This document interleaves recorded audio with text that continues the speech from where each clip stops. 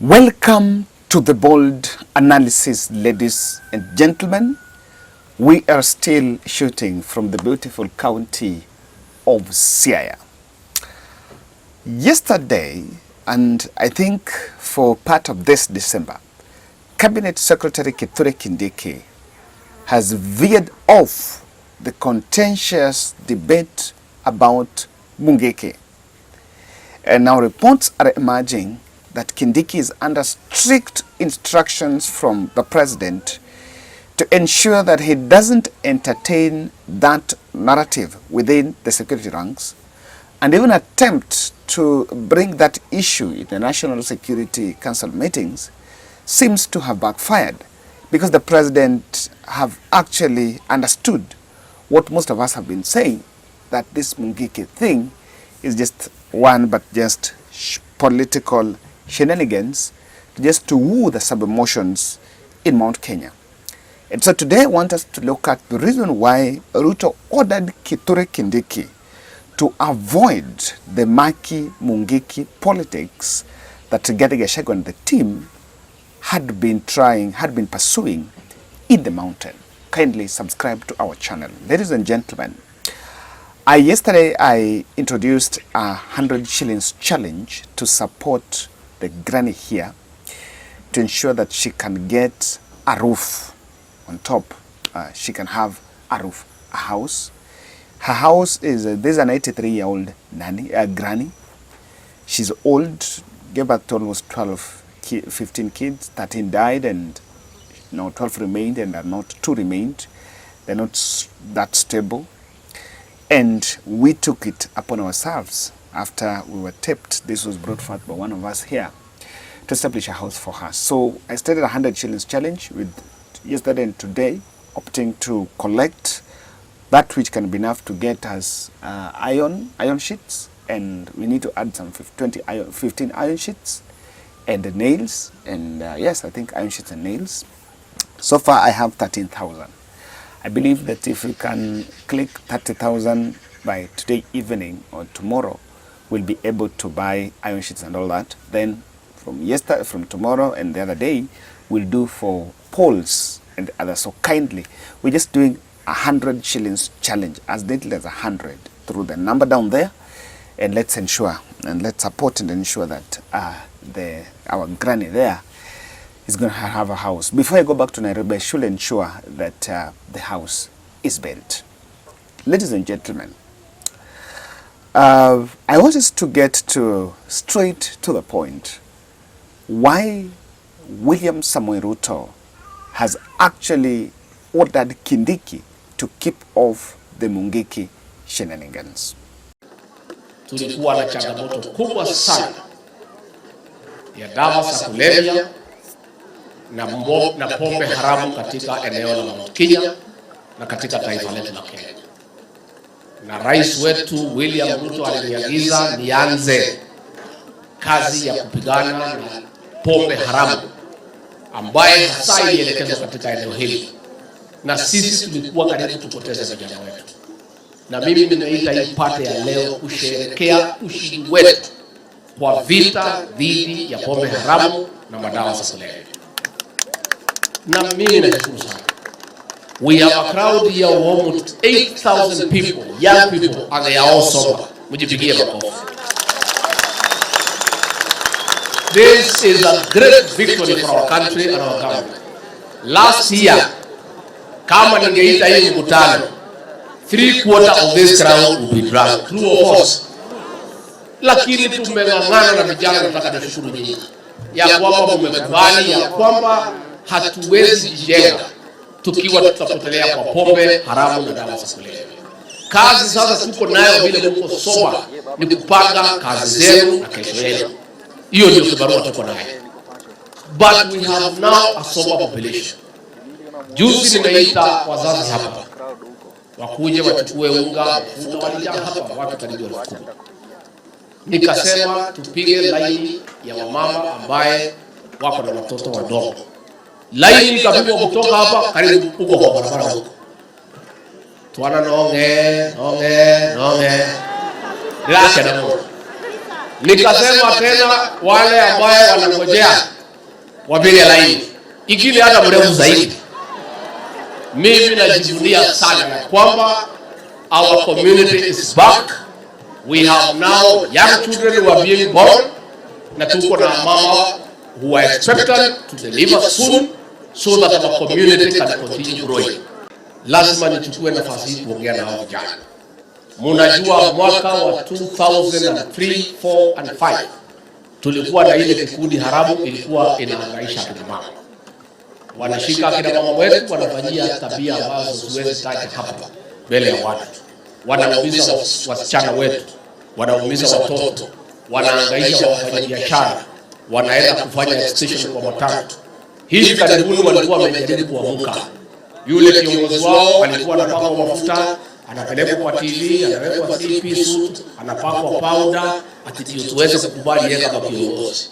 Na mimi niseme, ningetaka kuuliza vijana wetu hapa, msikuje kuingizwa kwa hizo vikundi haramu ambaye ni ya kukeuka sheria, ni ya kuja kufanya madhara kwa wamama wetu na wafanyabiashara wetu. I want to ask our young people not to allow themselves to be misused by people who want to revive that criminal gang and recruit our young people and cheat them. Walikuwa wanajifanya at the main conference na ni mambo ya kujaribu kuleta vijana wawapeleke kwa hiyo barabara ambaye serikali haiwezi kubalia hizo sokudi kurudi. And I'm happy that our young people in this region wamekataa hiyo maneno.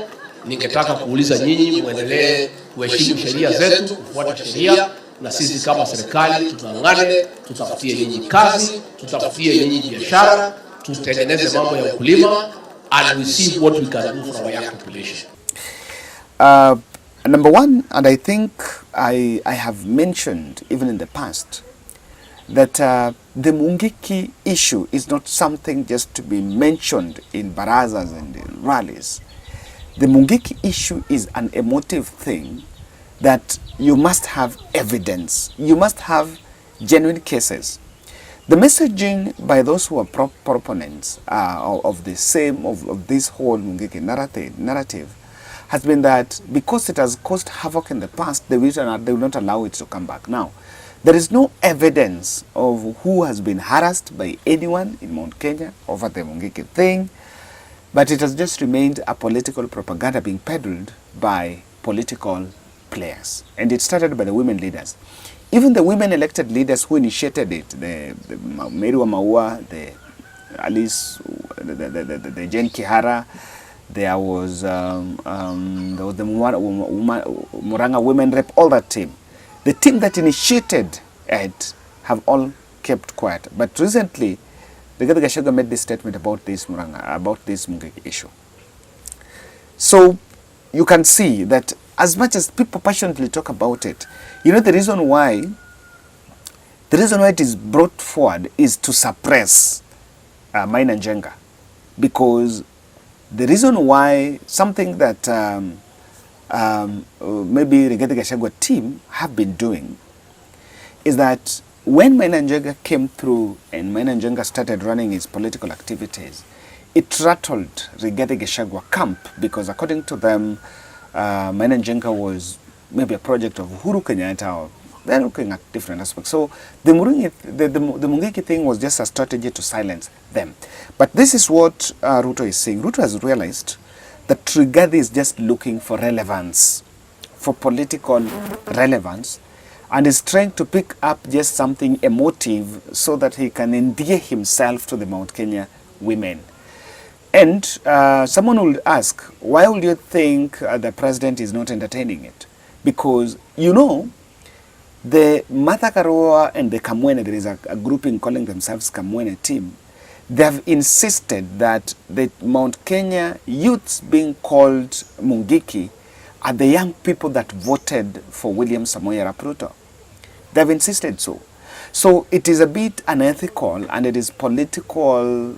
It doesn't augur well with the host of politicians who are actually with a host of politicians who may be out and about to just wreak havoc. So that is not something that will be entertained, because they are looking at it differently.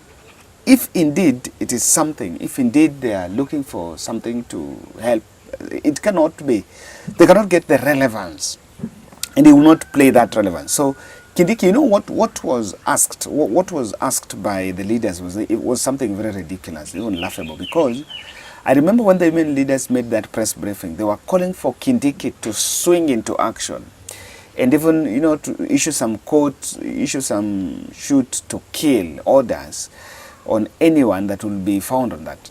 Well, there is no case, and probably even Ruto and Kindiki are asking, show us or bring us evidence, bring us any case where a member of the public is being harassed or some question answered or asked about this issue of Mungiki. So there is a point that has not been brought forth well.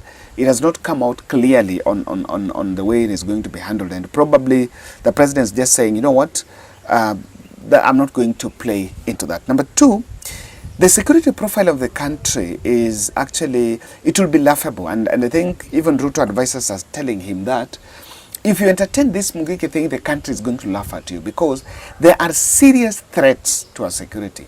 Bandits are wreaking havoc, are actually almost terrorizing the Northern Rift. Terrorists in the areas of Lamu and other areas. So we've had serious security threats that where would we resort to, you know, handling things that are even imaginary, that are not there. If Kindiki is to order some shoot to kill, or the president is to issue some orders on some imaginary Mungiki activity, then the country will start asking and looking different, like look what is the president doing, while the real thing, the real problem that we are facing, he's not addressing. So I think even his own team are saying, you know what, let's gather on this thing. Rigathi has been mentioning that Mungiki thing, and not even a single cabinet member, not even any member of the public, and I'm wondering, sometimes you just need to be a bit smarter. If they wanted to drive this agenda, you just needed to get one member of the public or two to complain. You know, it can't be, leaders cannot complain. Leaders have 24/7 security, surrounded by bodyguards everywhere and anywhere. Then it is leaders who are complaining about Mungiki, while the members of public who should be the victims of any Mungiki activity are quiet. So that is why it doesn't come out clearly, and I think someone who is smart enough should just read between the lines and realize, you know what, this story I am running is actually a story that is not going to end it's not going to end well. Number three, I think the hostile Mount Kenya youth, you know, what the Jubilee wing and other politicians have been saying here is the Mount Kenya young people that voted for William Ruto, it is the jobless young people that are called Mungiki. And you know, when the others are saying you are calling our young people Mungiki because you've not given them jobs, surely tell me, do the young people buy that story? They are buying that story that, you know what, tulipromisiwa vitu, sasa hatujapewa kazi, sasa tunaitwa Mungiki. You see, themselves, they are already going to cause that hostility. So what Rigathi sees as an opportunity to consolidate his vote and to consolidate his base do not work really in that favor. In fact, it works against the same objective of bringing the Mount Kenya youth together. And number three, I think Kindiki has realized, and what he's doing is he's shelving politics from his cabinet portfolio, and has realized that, you know what, I'm not going to play that politics, so that when times for politics shall come, maybe I will be judged on what I have done. I have seen Kindiki, I think he's not been so much even attending cabinet meetings, because Kindiki has been flying from one county to the other, from one area to the other, addressing security situations. I think he's the most traveled cabinet secretary. And in fact, according to reports, Kindiki and Machogu, since they were appointed in cabinet, they have never flown out of the country on an official visit. Probably, even if they may be going by their own families, going to relax. But official duties, that office they have not spent so much on foreign travels. In fact, they have spent much on the domestic travel. So they have taken a bit of that work. Now, I think the move by Ruto to keep off this discussion is in good faith, because this thing is not there to start with. We have serious problems, and people are just running politics with this. Ladies and gentlemen, thank you. Let's meet in the next. Welcome, Team Bold. I am in Uyoma, Akele. Yeah, so I was talking about Adopter Family, and one of us reached out to me in a very special way, and I decided just to drive through and come to this place. So this is our package for Adopter Family from one of our friends in the US. He told me, Kevin, Shoshi is at home, is someone I know, and I want you to think around it and bring in something for her. So this is her package, and there's a very special case here, and that is why I am here, because as you can see, the Shosh you're seeing here is an 83-year-old Shosh, and there is a case. If you look at this house, this is where she stays, and this place, it's any measure imeharibika ile mbaya, so hata it's even leaking. We will get inside and look at how it is, but on my end is the daughter mwenye akona hapa, atatusaidia to explainie, but allow us to speak in the Luo. We will translate down there so that the information can be more clear and get out. Nango made. Ini miluongi ninga. Aniluonga ni Jen Achieng. Pimna ninto odak nade nikeche ngamano wachone modak loka chano wachona ni kae en matek kabisa. En matek nikech en mama manonyuolo nyithindo 15. 15. To bang'e nyithindego notho, wadong' ji 2. Koro bang' mwasebedo ni wadong' ji 2, yuto waonge. Kecha nan to go wadwa. An bende jaoda notho higa mar 2003 koweya gi nyithindo. To lwedo be onge nikech kata somo ok nasomo. Nadhi atedo katin, na atedo gi higni 13. Kane pok asomo. Ma kata somo nakia, kata mana kisunga kia. Koro osebedo ka mama wani oseiko nyithindo, mawadwa mogik nyocha tho higni 2 mokalo. To kana ndeyalo machon cha to nitie owetene mane ni Amerika, ne gin owete 2. Neno Ulo gi Paul. Koro Ulo nokuongo tho, to Paul noduogo tho bang'e. Paul ema yocho tho mogik. Koro bang' tho Paul ni ema ne dwa gedone. Paul ema ne dwa gedone. To tho kapok otimo. Paul otho kapok otimo ni gedono. Koro chieng' kel Paul no, kama ne wiye koro lal godo. Mageno ne orumo gi kanyo. Yes, guys, so she's a bit unstable. Hayuko that stable. That is why she will not really point out. She cannot present a big picture. She cannot communicate well because she's a bit feeble. That is why the daughter is speaking on behalf. Koro kana to Paul emane wiye no lale. No lale kabisa. Koro ena ng'at ma wiye lal. Koro chiemo no yude thagruok, dak matek nikech kata sani ng'ama odago onge. Ena ng'ama kokelne to eko nyalo chamo. Koro Paul no, gimomiyo Paul ne wito pache nikech Paul no ndiko ne pesa giko dwe. Paul no ndiko ne pesa giko dwe. Giko dwe, makata ka wang'a oyepo na yudo ka pesa Paul ko. Paul ne oro pesa ko Amerika 20,000. Mano ni biro ne e dwe ka dwe. Kane luwo lweto wadgi maloka. Marusinga. Kosekel kucho, taikone pesa no kone. Koro kaka ne Polo to, kaka pesa no binu. Guys, so what's happening? Shosh alikuwa, she was fine way back because they used to have a brother mwenye alikuwa in US, and the brother used to support her monthly. So since the brother passed on, he lost, Akili, I think because of what had happened, he lost his way, and since then life changed, and it's been so difficult. That's what really I understand from this place. So odne ni wat no ne kacha uket par nikech angon nikech ochwer. Uket par nikech ochwer. Sama par no onge, to chwera piny. Ka koth ochwe to koth opiny. Opiny. Koro par no ket ni geng'ruok go, sama koth chwe tinyalo yudo kami banrie go. To kama din no. Mano dirisa. Mae dirisa ne? Mae dirisa ne, mane kaka en, kata otieno. Ena kamano. To nindo kocha koro? Ondo kono, to tede iye kanyo. Koro nikech kanyo watucho nikech iro. Kanyo utucho nikech iro? Koro kitedo to iro wuok godo. Mane kama iro wuok. To mae boxi? Mano box moyiech.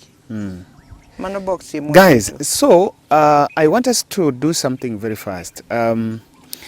This house was built no gere chon. No gere chon.